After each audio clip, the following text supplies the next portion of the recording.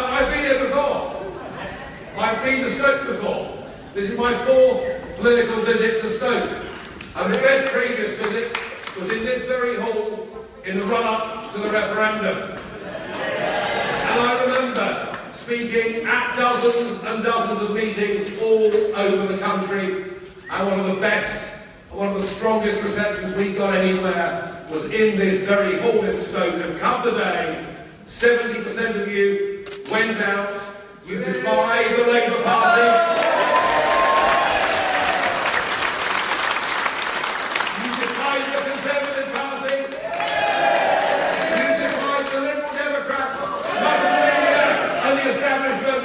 Cities like Stoke that led us to the greatest political revolution of our times.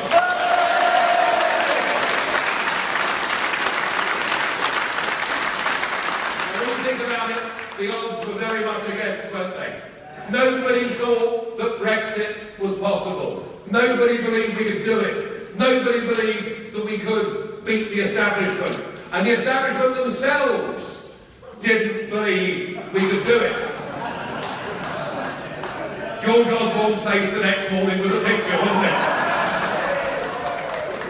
God, I'm pleased to see the back of him.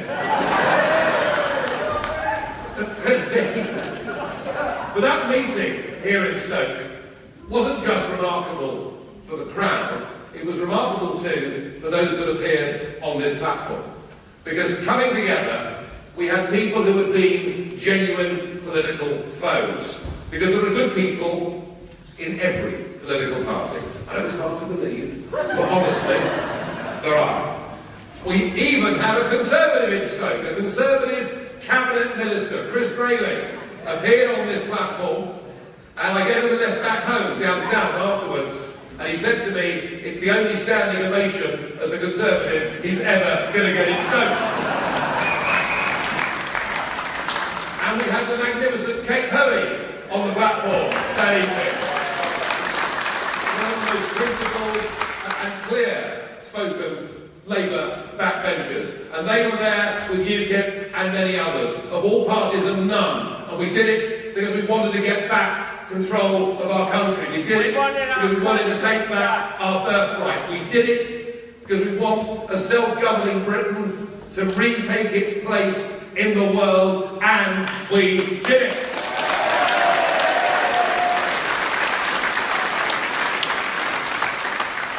And I think where we are today is quite simple. We won the war, but we've yet to win the peace. Because I still do not trust the majority of our political class in Westminster. You think about it. It's over 7 months since we voted. It's a family show. Nothing has happened.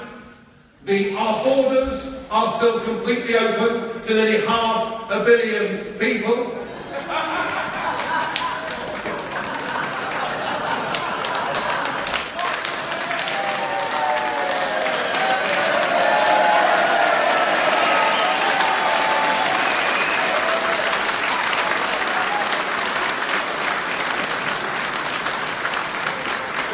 President of the Labour Party last week. Seb Giles, never bloody heard of him. Anyway, there we are. I don't trust our political class. We still have an open door. We still have net migration into Britain running at record levels. And if you listen to the government and look at their timetable and take into account the fact there could be after that transitional arrangements, it looks like another 500,000, and maybe even more, will be allowed to flock into Britain without anything being done. If you look at the financial situation, we are still paying a net £30 million every day to Mr Juncker and his merry men in Brussels. And I worry that as time goes by, and as the Labour Party are incapable, either numerically of challenging the government, but even on the question of Europe, where so many of their own backbenchers, including, of course, the former Labour MP, that great Stoke figure, Tristram Hunt. Gosh, he must have fitted in well here.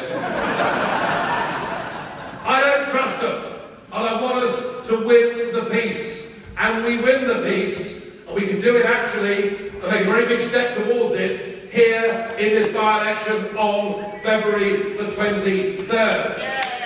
We can do it. We have a Labour candidate who is a Remainer and has said that he thinks Brexit is, well, I'm not even going to use the word that he used. We have a Tory candidate that is equally a Remainer. If you send either of those to Westminster, all you are doing is reinforcing those who want to delay us, who want to take us through a never-ending series of legal actions, of those who frankly wish to defy the will of the people and who are against genuine democracy in Britain. They are not fit.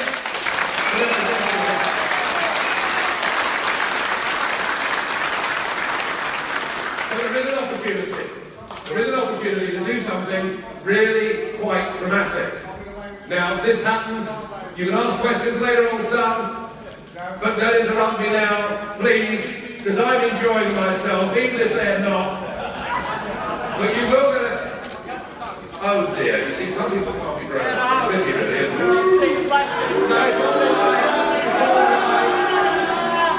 Listen, he came for an evening out. As long as he enjoyed himself, it's fine. But we've got a chance in this by-election to do something.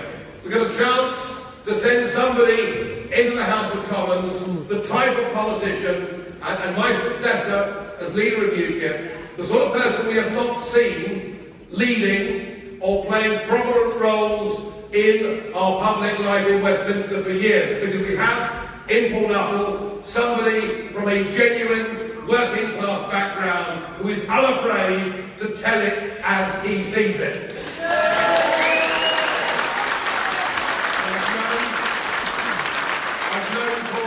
I've worked with Paul over many, many years. He's not actually quite as fierce as he looks sometimes, but he's not frightened to say what he thinks, and he will stand up and he will call the government to account, and he will expose the fact that the Labour Party is now not the Labour Party that it was for much of the last 100 years. The Labour Party has been hijacked. It's been hijacked by the Corbynistas, been hijacked by the North London intellectuals. It's led by a man who refuses to sing the national anthem. It's led by a man who wants to give away the Falkland Islands to Argentina. It is led by a man who refuses to condemn the actions of the IRA in Northern Ireland over 3 decades. So maybe Paul Nuttall MP will represent more of what traditional Labour voters want than anybody that Corbyn's Labour Party can put before you as a candidate. Maybe Paul Nuttall winning this by-election will spark a big and genuine sea change in British politics.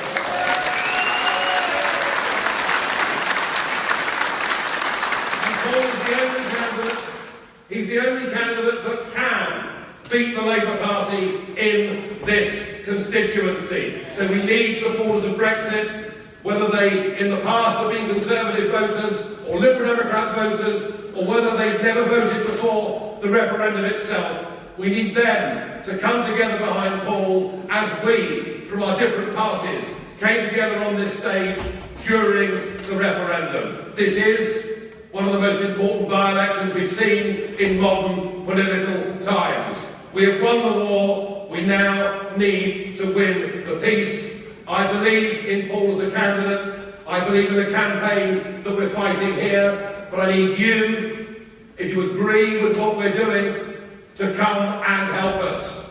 We need the People's Army's battalion of Stoke to get behind this campaign. We need you to put up posters. We need you to help us deliver leaflets. We need you to help us get people down to the polling booth on the 23rd of February. And if we all collectively, those of us that believe in this, do it, then he will win. And I want him to win. Not just for the cause, not just for him, but because I put 1,000 quid on him and even to this one.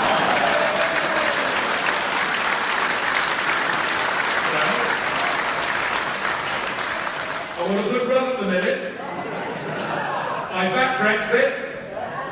I backed the chap to win in America. And Stoke's going to be the triple, all right? Stoke is going to be the triple.